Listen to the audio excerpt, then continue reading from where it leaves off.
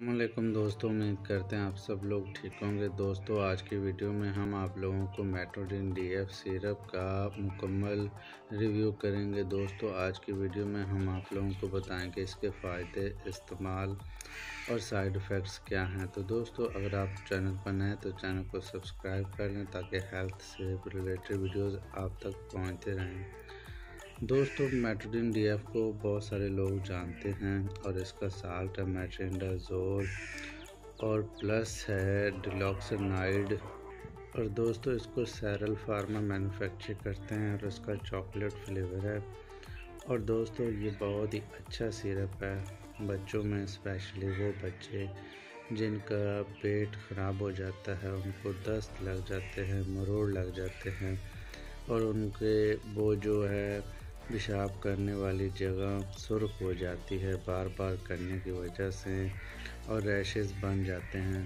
दोस्तों आप लोग उनमें इसको यूज़ करवा सकते हैं और ये DF में है और सस्पेंशन है। दोस्तों अगर आप लोगों के बच्चों की उम्र 1 साल से अबव है या 1.5 साल से अबव है तो आप लोग इस सिरप का यूज़ करवा सकते हैं।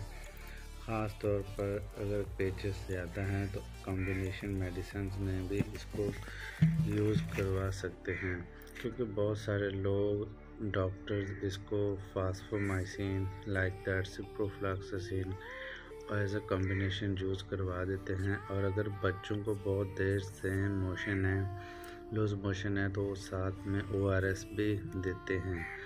दोस्तों पानी की किल्लत की वजह से देते हैं। और दोस्तों अगर आप लोगों के बच्चों में फर्स्ट टाइम है, मतलब एक आध दिन हुआ है, तो आप लोग सेल्फ मेडिसिन के तौर पर ये सिरप परचेज़ करके बच्चे को पिला सकते हैं।